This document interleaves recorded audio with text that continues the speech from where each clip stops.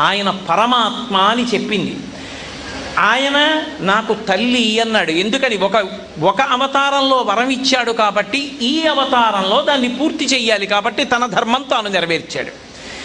ఇప్పుడు ఆవిడ ఎంత పెద్ద మాట అందంటే, నువ్వు ఎందుకు ఏడుస్తున్నావు వెంకటేశ్వర? నువ్వు ఏడవడానికి కారణం ఏమిటో చెప్పు.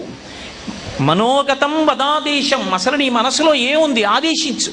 నీకెవరి వల్ల కష్టం వచ్చింది? ఎవరైనా కన్నెపిల్లని చూసి ఇష్టపడ్డావా? నాకు చెప్పు, నేను ఎడతాను, రాయబారిగా దూతగా పెడతాను అని.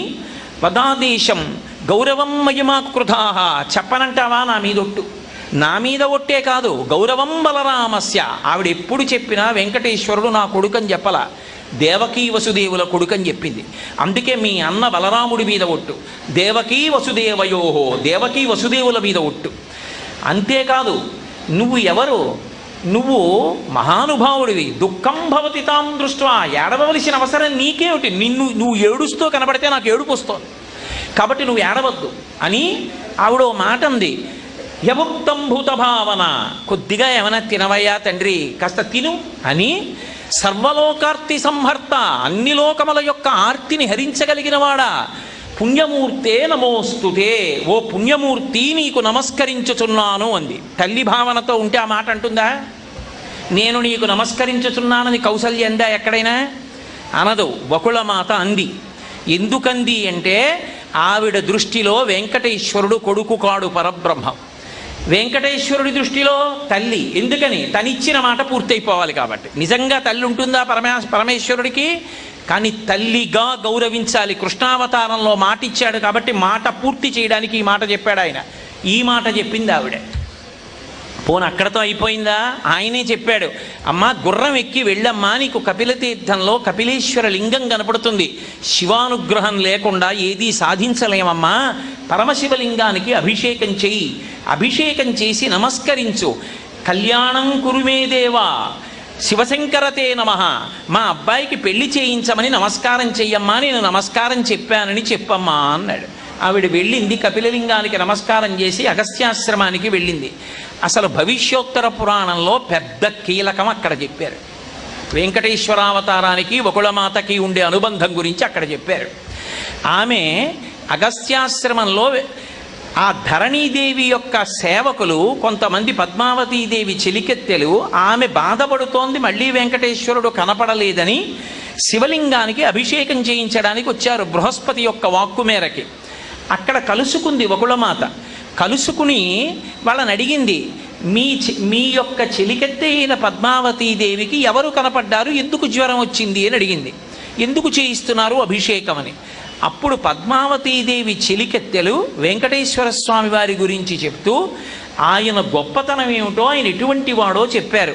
చెప్పినప్పుడు వకుళమాత వాళ్ళతో మాట్లాడుతూ ఒక మాట చెప్పింది, నేను ప్రభాం న జానీద్య, నేను ఆ భగవానుడైనటువంటి శ్రీ మహావిష్ణువు యొక్క వైభవాన్ని తెలుసుకోలేకపోయాను. తెలుసుకోలేక ఒకానొకప్పుడు కృష్ణుడికి తల్లిగా ఉన్నాను యశోదగా. ఆ పిచ్చి పెట్టేసుకుని కృష్ణం ముకుందం తనయేతి మత్వా వృధా శరీరం పునరాగతం మమా అందావిడ. అంటే నేను వకుళమాతగా వెంకటేశ్వరుడికి తల్లిగా ఉన్నందుకు సంతోషిస్తున్నానని వకుళమాత చెప్పలేదు. ఆవిడ ఏం చెప్పిందో తెలుసా? వృధా శరీరం పునరాగతం మమ కృష్ణం ముకుందం తనయేతి మత్వా. ముకుందుడు అంటే మోక్షాన్ని ఇచ్చేవాడు.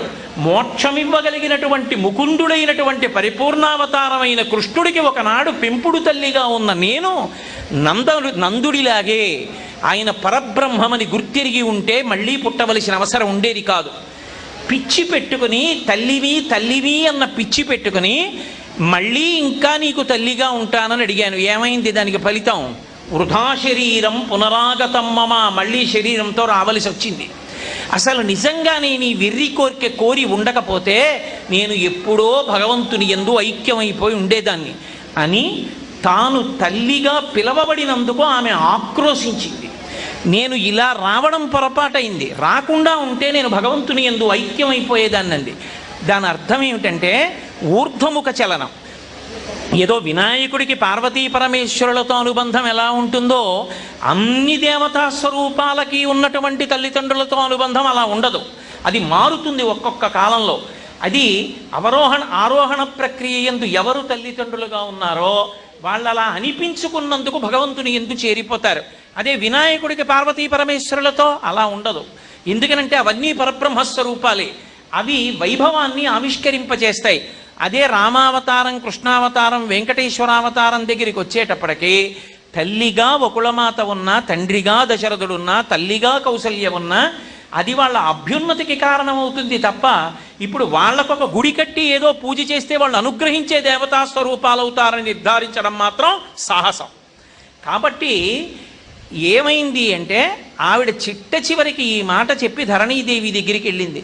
ధరణీదేవి అడిగింది, ఎవరమ్మా వెంకటేశ్వరుడు, అసలు ఎక్కడుంటాడో, ఆ పిల్లాడికి తల్లి ఎవరు తండ్రి ఎవరు నాకు చెప్పవలసింది అని అడిగింది.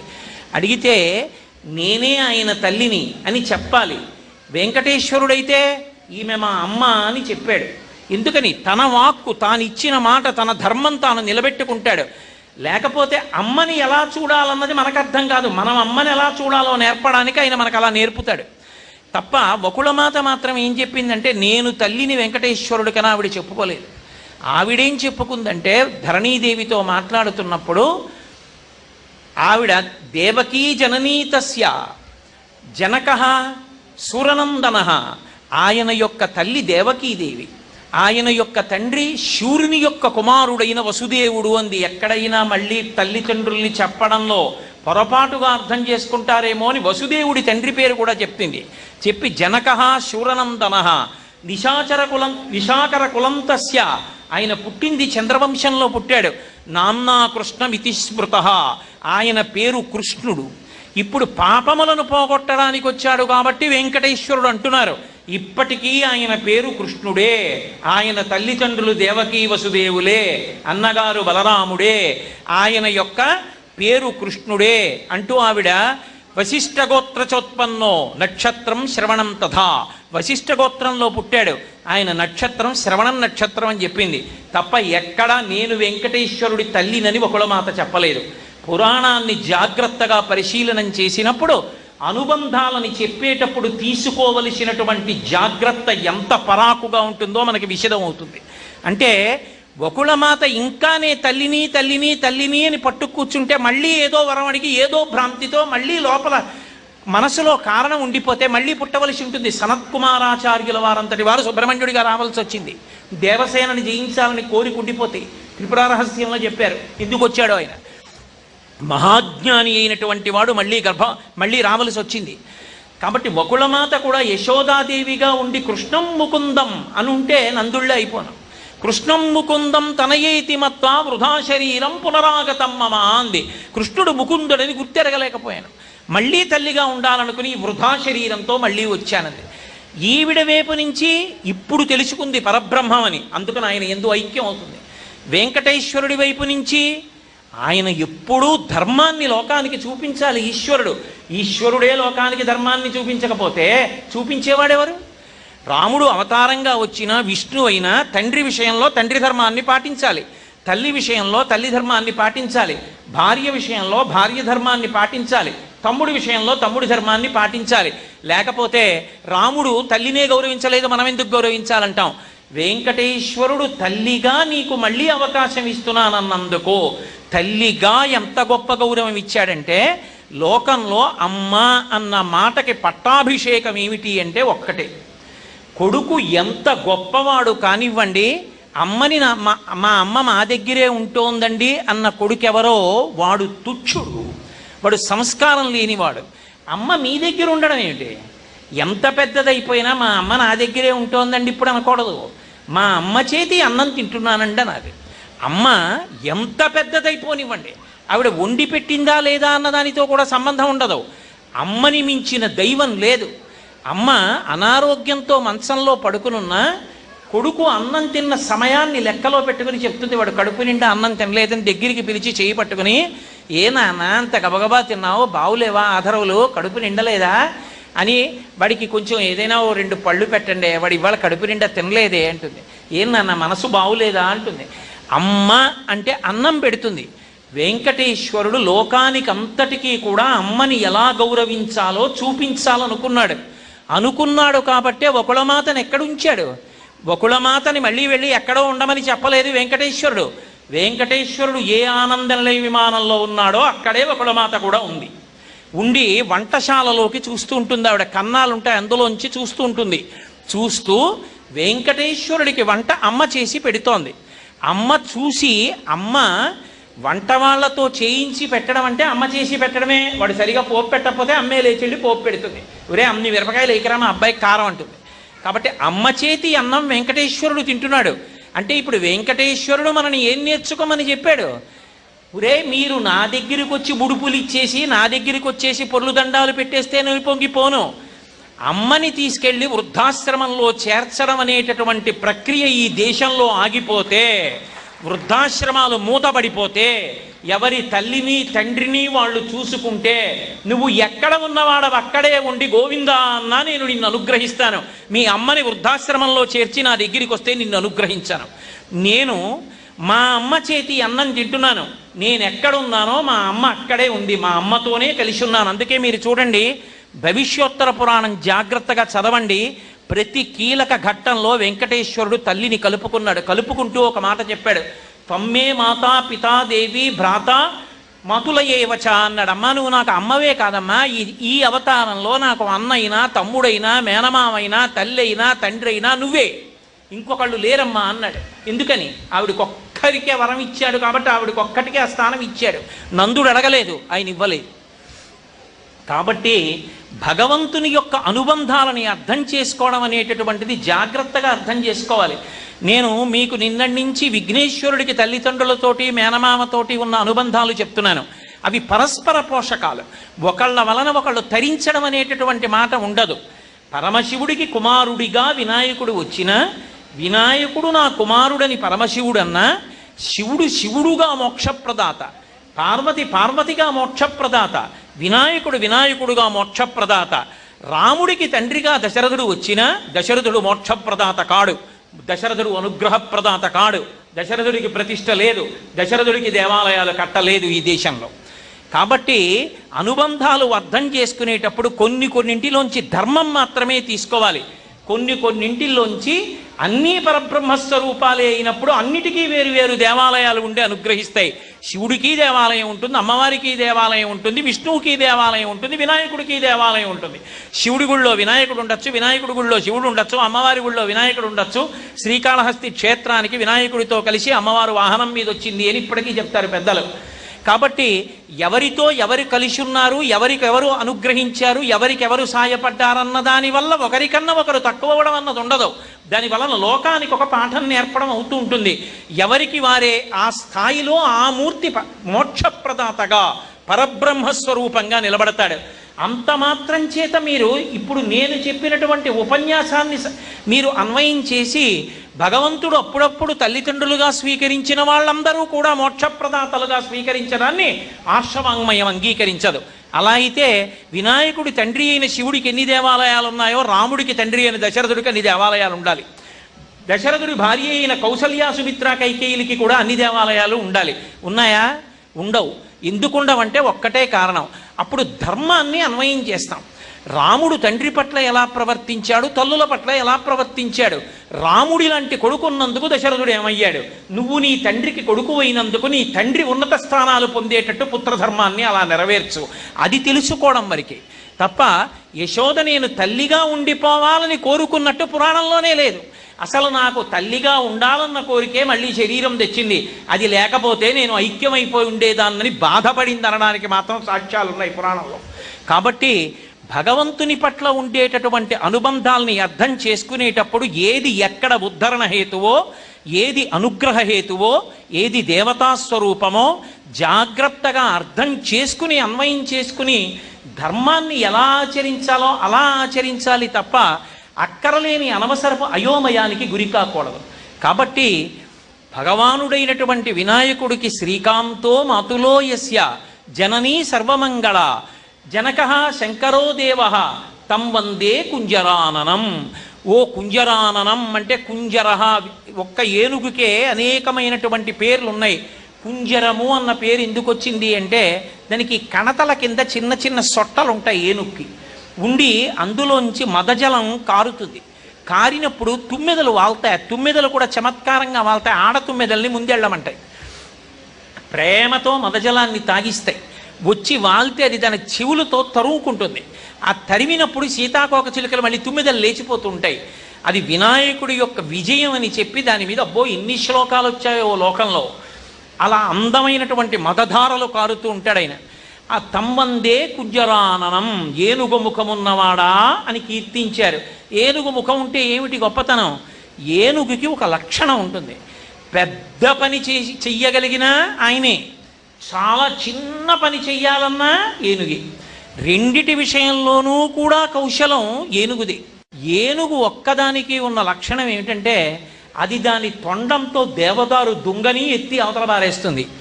కింద పడి ఉన్నటువంటి సూదిని తన చిన్న చిన్న కన్నులతో చూస్తూ తొండంతో పట్టి పైకెత్తి దానికి గుచ్చుకోకుండా మీకు గుచ్చుకోకుండా మీ చేతిలో పెడుతుంది. సూక్ష్మ బుద్ధి. చిన్న పని నుండి పెద్ద పని వరకు చేస్తుంది ఏనుగు. ఏనుగు ఎలా చిన్న పనికి పెద్ద పనికి అవసరమో అలా విఘ్నేశ్వరుడు ఈ పనికి అక్కర్లేదని నువ్వు నిర్ధారించడానికి అవకాశం లేదు. ఏ పనికైనా ఆయన అవసరం. అది కుంజరాననం అన్న మాటకు అర్థం. అంతటి బుద్ధి వైభవం ఉన్నవాడు, లోకంలో ఏ పనినైనా నిర్వహించడానికి సత్తా కలిగినటువంటి వాడు. అసలు విచిత్రం ఏమిటంటే మంచి ముత్యాలు దొరికేటటువంటి అద్భుతమైనటువంటి స్థానాలలో ఒకటిగా చెప్పబడేది ఏది అంటే ఏనుగు యొక్క కుంభస్థలం. ఏనుగు కుంభస్థలంలో దొరికినటువంటి ముత్యాలు ఏవి ఉంటాయో వాటితోటే మహామహులైనటువంటి వారు ఆభరణాలు చేయిస్తూ ఉంటారు. పరమేశ్వరుడు పార్వతీదేవి మెడలో ముత్యాలహారం వేశాడు. ఎక్కడదా ముత్యాలహారం అంటే గజాసురుణ్ణి సంహారం చేసినప్పుడు ఆయన కుంభస్థలంలో ఉన్న ముత్యాలు చల్లబడితే ముత్యాలు తీసి పేటగుచ్చి పార్వతీదేవి మెడలో వేశాడు. అందరి భర్తల్లా మామూలు ముత్యాలు తెచ్చి నీ మెడలో ఎందుకు వేస్తాను? గజాసుర సంహారం చేశానని. మదించినటువంటి ఏనుగుల కుంభస్థనముల యందు ముత్యాలు ఉంటాయి అని. ఆ ముత్యం ఎక్కడున్నా దానికి ఒక లక్షణం ఉంటుంది. ముక్తాచూర్ణేన సంయుక్తం తాంబూలం ప్రతిగృహ్యతాం అని. మీరు ప్రత్యేకించి అమ్మవారి పూజలో అమ్మవారికి చేసేటటువంటి ఉపచారముల వలన ఏ ఉపచారం వల్ల ఏ ఫలితం వస్తుంది అంటే చెప్పడం కొంతవరకు సాధ్యం. అమ్మవారికి చేసే ఉపచారాలలో ఒకే ఒక్క ఉపచారం చెయ్యడం వల్ల ఎంత ఫలితం వస్తుంది అంటే చెప్పడం దుస్సాధ్యమైన ఉపచారం ఒక్కటే. ఏది అంటే అమ్మవారికి సమర్పించేటటువంటి తాంబూలం. ఆ తాంబూలం బాగా పండాలి అంటే అందులో వెయ్యవలసినది ఏది అంటే ముత్యాన్ని కాల్చి దాని నుగ్గు తాంబూలంలో వెయ్యాలి. కానీ జాతి ముత్యాన్ని మీరు కాల్చినటువంటి నుసి సూదితో ఇలా ముట్టించి తాంబూలంలో ఇలా పెట్టాలి తప్ప 2 వేళ్లతో ఇలా పైకెత్తినంత కానీ పొరపాటున వేసి తాంబూలం ఇస్తే నోరంతా పుళ్ళు పడిపోతుంది. అంత వేడి. నీటిలోంచి వచ్చేటటువంటి ముత్యం, చాలామంది నీటిలో ఏదో పుడుతుంది ముత్యం అనుకుంటారు. కాదు, నీటిలో ఉన్న ఒక జంతువు నుండి వస్తూ ఉంటుంది ముత్యం. కాబట్టి ఆ ముత్యాన్ని ఒక్క పిసరు తాంబూలంలో వెయ్యాలి. అందుకే ముక్తాచూర్ణేన సంయుక్తం తాంబూలం ప్రతిగృహ్యతాం అని. అటువంటి తాంబూలం అమ్మవారికి ఎవరు సమర్పణం చేశారో దాని వలన ఎంత ఫలితం వస్తుంది అంటే చెప్పడం కష్టం. అమ్మవారు లోకంలో ఎప్పుడైనా ఎవరినైనా మహావిద్వాంసులుగా మార్చాలనుకుంటే తన తాంబూల చర్మణ ప్రసాదంలోంచి ఓ ముద్ద తీసి ఆ భక్తుని యొక్క నోట్లో పెడుతుంది. ఎవరు అమ్మవారి తాంబూలపు పిడచ తిన్నాడో వాడు మహాకవి అయిపోతాడు. మూకశంకరులు అలాగే అయ్యారు. జంబుకేశ్వర క్షేత్రంలో వరదన్ అనేటటువంటి కవి అలాగే అయ్యాడు. అమ్మవారు బీజాక్షరాలు రాస్తేనే ఉజ్జయిన్లో కాళిదాసు గారు అంతటి గొప్పవాడు అయ్యాడు. అమ్మవారి యొక్క అనుగ్రహంతో అంత శక్తి పొందుతారు. దుర్వాసో మహర్షి ఆర్యాదిశతి రచించారంటే అమ్మవారి కామాక్షి అనుగ్రహంతో రచించారు. కాబట్టి అమ్మవారికి చేసేటటువంటి తాంబూల సేవలో అత్యంత ప్రధానమైనటువంటి చూర్ణముగా చెప్పబడేటటువంటి ముత్యం వచ్చేది ఏనుగు యొక్క కుంభస్థలంలోంచే వస్తుంది. అసలు లోకంలో ఒక విచిత్రం ఉంది. ఎన్నో జంతువులు ఉన్నాయి. ఇన్ని జంతువులున్నా ఏ జంతువు కూడా భగవంతుడికి తాను పూజ పొంది పూజ చెయ్యదు.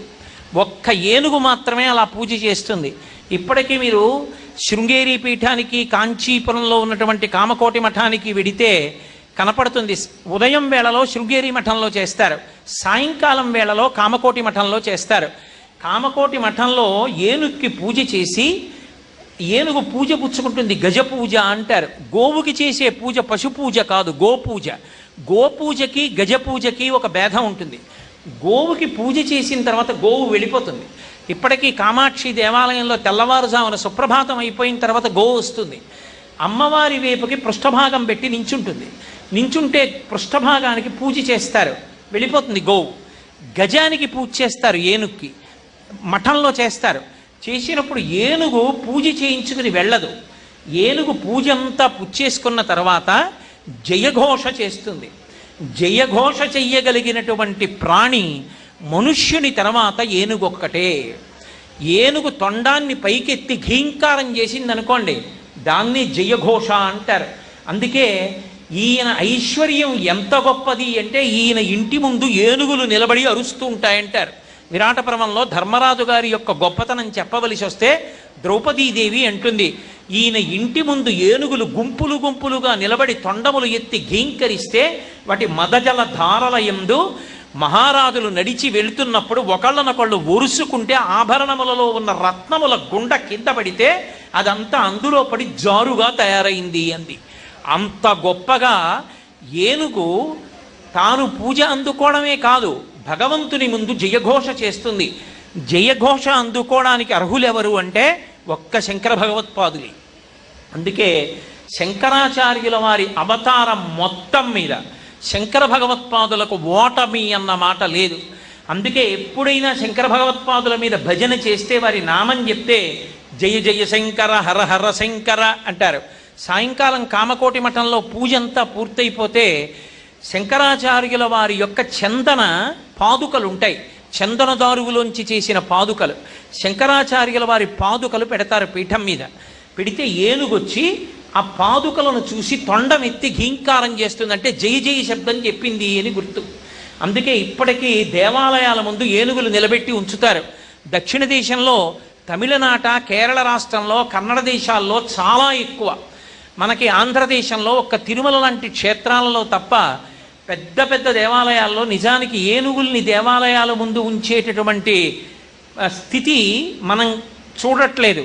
కానీ తమిళనాట చూస్తే ఏ దేవాలయం ముందైనా నిలబడుతుంది. పైగా మీకు జంతువులన్నిటిలోనూ కూడా అది విష్ణువాలయం అయితే ఊర్ధ్వపుండ్రాలు పెట్టుకుని, శివాలయం అయితే విభూతి పుండ్రాలు పెట్టుకుని, అలా పెట్టుకోవడానికి వీలుగా విశాలమైన ముఖముతో కలిగినటువంటి భక్తిని ఆవిష్కరించేటటువంటి ముఖమున్న ప్రాణి ఏనుగు ముఖం ఒక్కటే. మీరు ఎక్కడైనా చూడండి, వైష్ణవ క్షేత్రాల్లో ఎంత పెద్ద పెద్ద ఊర్ధ్వపుండ్రాలు పెట్టుకుంటాయో, శైవ క్షేత్రాలకెడితే ఎంత పెద్ద పెద్ద విభూతి పుండ్రాలు పెట్టుకుంటాయో, పెట్టుకుని చక్కగా నిలబడి జయఘోష చేస్తాయి. జయఘోష చేసి ఊరుకోవవి. భగవంతుని మూర్తి ఉంటే భగవన్మూర్తికి. కామకోటి మఠంలో అయితే శంకరాచార్యుల వారి పాదుకలకి అవి చామరాన్ని అందుకుని తమ తొండంతో చామరం వేస్తాయి. అంటే పూజ అందుకుని పూజ చేసేటటువంటి ప్రాణి ఏనుగొక్కటే. గోమాతకి పూజ చేసినా గోమాత తిరిగి పూజ చెయ్యదు. ఎందుకు చెయ్యదంటే గోపూజ పరదేవతా పూజ, గజ పూజ జంతు పూజ. అందుకే గజం పూజ చేసి పూజ పొంది తిరిగి మళ్ళీ పూజ చేస్తుంది. ఏనుక్కి పూజ అంటే పళ్ళు తీసుకెళ్ళి పెడతారు, చక్కగా పళ్ళు అందుకుని నోట్లో పెట్టుకుని తింటుంది. అందుకుని తను తిని ఊరుకోదు, జయఘోష చేస్తుంది. ఆ తరువాత అది అందిస్తుంది, చామరం వేసి భగవానుడికి సేవ చేస్తుంది. అంతేకాదు, మహావీరుడైనటువంటి వాడు అని నిర్ణయించడానికి సాముద్రికంలో ఆయన యొక్క నడకని ప్రమాణంగా తీసుకుంటారు. ఆ నడక అంత గొప్ప నడక అని చెప్పవలసి వస్తే ఏనుగు యొక్క నడకతోటే పోలుస్తారు. అందుకే ఆయన నడక గజగతి అంటారు. ఏనుగు ఎంత ఠీవిగా నడుస్తుందో మహారాజులు, పరాక్రమోపేతులైనటువంటి చక్రవర్తులు అలా అడుగు తీసి అడుగు వేస్తే గజగతి అంటారు. సాధారణంగా ఆడదాని నడకతో పోల్చడానికి అవకాశం ఉన్న నడక ఉన్నటువంటి ప్రాణి యొక్క నడకని ఇక మళ్ళీ మగవాడి నడకతో పోల్చరు. హంసగమనము అన్నాను అనుకోండి, హంస నడక అన్నాను అనుకోండి, ఆడదానికే పోలుస్తారు. ఏనుగు నడక మహావీరుడైనటువంటి వాడి నడకకి పోలుస్తారు గజగతి అని. అలాగే అందంగా నడవగలిగినటువంటి ఆడవాళ్ళ నడకకి కూడా గజగామిని అంటారు. ఏనుగులా నడుస్తోందండి ఆవిడ అంటారు. అందమైన నడక అని చెప్పవలసి వస్తే స్త్రీ పురుషుల ఇద్దరి విషయంలో అన్వయం అయ్యేది ఏనుగు యొక్క నడక ఒక్కటే. అంత గొప్ప నడక కలిగినది. 5 లక్ష్మీ స్థానాల్లో ఒక లక్ష్మీ స్థానం ఏనుగు యొక్క కుంభస్థలం. అందుకే ఏనుగు ముఖం వంక చూస్తే చాలు లక్ష్మీ కటాక్షం వస్తుంది, అలక్ష్మి తొలగిపోతుంది. అందుకని వందే కుంజరాననం. అందుకు ఏనుగు ముఖంతో ఉన్నాడు. ఏదో చేతకాక సరదాగా ఏనుగు ముఖం పెట్టుకున్నవాడు కాడు. గజముఖాసుర సంహారం జరగాలంటే ఏనుగు ముఖంతో ఉండాలి. అందుకని ఏనుగు ముఖంతో ఉన్నాడు. గజ అంటే అంటే జన్మకు, గా అంటే గతిని నేర్పేవాడు కాబట్టి గజముఖంతో ఉన్నాడు. గజ అటు ఇటు వేంటి జగ, ఈ జగత్తు అంతా కూడా నేనే ఉండి ఈ సమస్త భూతములుగా ప్రకటనమయ్యానని చెప్పడానికి గజముఖంతో ఉన్నాడు. కాదు కాదు, ఏనుగొక్కదానికే ఒక లక్షణం ఉంది. మహావీరుడైనటువంటి వాడికి ఎప్పుడైనా గొప్ప సత్కారం ఏమి అంటే ఆ ఏనుగు మీద కూర్చోపెడతారు. అసలు మామూలుగా మీరు అడగక్కర్లేదు, అడగకుండానే అలా కోరుకుంటారు ప్రజలు. శ్రీరామాయణంలో అయోధ్యకాండలో దశరథ మహారాజు గారు అడిగాడు, చైత్ర శ్రీమాన్ ఇయమ్మాస పుణ్య పుష్పితకానన యవ్వరాజ్యాయ రామస్య సర్వం మే ఉపకల్ప్యతాం అన్నాడు. నేను చైత్రమాసం ఇది శుభప్రదమైంది, అరణ్యాలన్నీ పుష్పించి ఉంటాయి, రాముడికి యవ్వరాజ్య పట్టాభిషేకం చేద్దాం అనుకుంటున్నాను, ఏమిటి మీ అభిప్రాయం అని అడిగాడు ప్రజల్ని. వాళ్ళు కేవలం పట్టాభిషేకం చెయ్యమని ఊరుకోలేదు.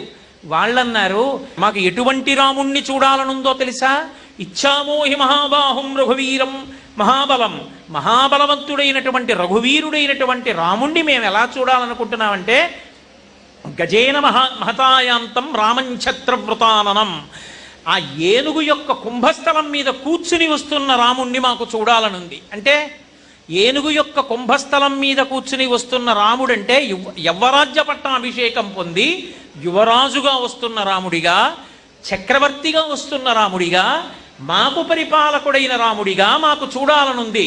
రాముడి చేత పరిపాలింపబడిన రాజ్యం రామరాజ్యం. రామరాజ్యం అంటే రాముడు ఏదో కొత్త సిద్ధాంతాలు పెట్టాడని కాదు దాని అర్థం. రాముడు శాస్త్రాన్ని దృష్టిలో పెట్టుకుని శాస్త్రం ఎలా చెప్పిందో అలా పరిపాలించాడు. అటువంటి రాముణ్ణి ఎలా చూడాలని ప్రజలు కోరుకుంటారంటే ఏనుగు మీద కూర్చుని రాముడు వస్తుండగా చూడాలని ప్రజలు కోరుకున్నారు. అందుకే మా చిన్నతనంలో కూడా పాట పాడుతుండేవారు. చిన్నపిల్లల్ని కూర్చోపెట్టి పాట నేర్పుతుండేవారు. ఏనుగు ఏనుగు నల్లానా, ఏనుగు దంతం తెల్లానా, ఏనుగు మీద రాముడు ఎంతో చక్కని దేవుడు అంటే మేమందరం ఆ పాట పాడి తప్పట్లు కొట్టి మురిసిపోయేవాళ్ళం. అంటే ఏమిటి, ఆ ఏనుగు మీద వస్తున్నటువంటి రాముణ్ణి మానసిక దర్శనం చేయించి, ఒరే ఆ రామనామం రామకథ రాముడు నీకు ఆదర్శమై నీ జీవితం ధార్మికంగా ఉండాలని, ఏనుగు మీద వస్తున్న రాముడు నీకు ప్రభువు కావాలి, నువ్వు ఆయన చేత పరిపాలింపబడేవాడివి కావాలని మేము కోరుకోవాలని చిన్నపిల్లల చేత అలా పాడించేవారు. ఏనుగుకి అన్ని విశిష్టమైనటువంటి లక్షణాలు. అంతేకాదు, ఏనుగుకు ఒక్కదానికే ఒక గొప్పతనం ఉంది. లోకంలో మీరు ఏ ప్రాణినైనా తీసుకోండి, దాని వెంట్రుక అసలు హీయమైనది. ఎవరైనా పెద్దలు భోజనం చేస్తున్నప్పుడు అందులో వెంట్రుక వస్తే ఉత్తరక్షణం ఉత్తరాపోసనం బట్టి లేచిపోవాలి. పూజ చేస్తుండగా వెంట్రుక కనపడితే దాన్ని ముట్టుకుని తీస్తే మళ్ళీ స్నానం చేసి వస్తే కానీ పూజ చేయకూడదు. వెంట్రుక పరమ దూష్యం. వెంట్రుకంత దూష్యమైన పదార్థం ఇంకొకటి లేదు. వెంట్రుక తర్వాత మళ్ళీ అంత దూష్యమైన పదార్థం గోరు. కానీ లోకంలో రెండే 2 జంతువులు ఉన్నాయి. ఒకటి వెంట్రుక గొప్పది, ఒకటి గోరు గొప్పది. వెంట్రుక గొప్పదైన ప్రాణి ఏనుగు, గోరు గొప్పదైన ప్రాణి పెద్ద పులి. అందుకే మీరు ఇప్పటికీ గురువాయూరులో ఉన్న బాలకృష్ణుడిని చూస్తే పులిగోరు మెళ్ళో వేసుకుని పిల్ల జమీందారు అని ఉంటాడు. తాతగారు మనవడు పుట్టి వంశాభివృద్ధి అయింది, నాకు మనవడు పుట్టాడంటే తాతగారు పరమ సంతోషంతో చేయించే కానుక ఏమిటంటే పులిగోరున్న బంగారు గొలుసు చేయిస్తాడు. ఎందుకంటే పులిగోరు మెళ్ళో ఉంటే అది రక్షణ. ఆ దుష్టమైనటువంటి గ్రహముల యొక్క చూపుని విరుస్తుంది. మళ్ళీ అటువంటి శక్తి కలిగినది ఏది అంటే ఏనుగు. ఏనుగు యొక్క వెంట్రుక తీసి ఉంగరంలో చుట్టుకుని ఆ ఉంగరాన్ని చేతికి పెట్టుకుంటారు. పెట్టుకుంటే ఆ ఉంగరం ఏం చేస్తుందంటే ఏనుగు వెంట్రుక ఉంగరంలో ఉన్నంతసేపు దృష్టి దోషాన్ని విరిచేస్తుంది. అలాగే దుష్టమైనటువంటి గ్రహముల యొక్క చూపు పడితే ఆ చూపుని విరుస్తుంది. అది ఏనుగు శరీరం నుంచి తీసేసిన బంగారానికి చుట్టి పెట్టుకున్న, బంగారంలో ఉన్నటువంటి రాతికి కింద చుట్టి పెట్టి కనపడకుండా పెట్టుకున్నా దానికి దృష్టి దోషాన్ని నివారణ చేసే శక్తి ఉంది. అటువంటి ప్రాణి ఏనుగు ఒక్కటే. ఎన్నో విచిత్రములు కలిగినటువంటి ప్రాణి ఏనుగొక్కటే. అంత బుద్ధి వైభవము కలిగినటువంటి ప్రాణి ఈ లోకం మొత్తం మీద ఏనుగొక్కటే. అంత క్రమశిక్షణ కలిగిన ప్రాణి. ఇవన్నీ ఒకెత్తైతే ఏనుగు యొక్క గొప్పతనానికి చెప్పడానికి కారణం ఒకెత్తు. లోకంలో బలం ఏమైనా చెప్పవలసి వచ్చిందనుకోండి, ఏనుగంత బలం అండి వాడికి అంటారు. భీముడి బలం చెప్పవలసి వచ్చిందనుకోండి, ఎన్ని ఏనుగుల బలం అన్నదంతో చెప్తారు. 1000 ఏనుగుల బలం ఉన్నవాళ్ళు, 10,000 ఏనుగుల బలం ఉన్నవాళ్ళు, 1,00,000 ఏనుగుల బలం ఉన్నవాళ్ళని హనుమ రామాయణంలో సుందరకాండలో చెప్తారు. వచ్చే సుగ్రీవ సైన్యం యొక్క బలం గురించి చెప్పవలసి వస్తే ఏనుగు యొక్క బలంతో చెప్తారు. ఇంత బలాన్ని పొందేటటువంటి ఏనుగు ఏం తింటుంది అంటే పరమసాత్వికమైనటువంటి కేవలం శాకాహారాన్ని మాత్రమే తింటుంది. అసలు తన జీవితం మొత్తం మీద మాంసం అన్నది ముట్టుకోదు ఏనుగు. ముట్టుకోకుండా సాత్వికమైనటువంటి శాకాహారం తింటుంది.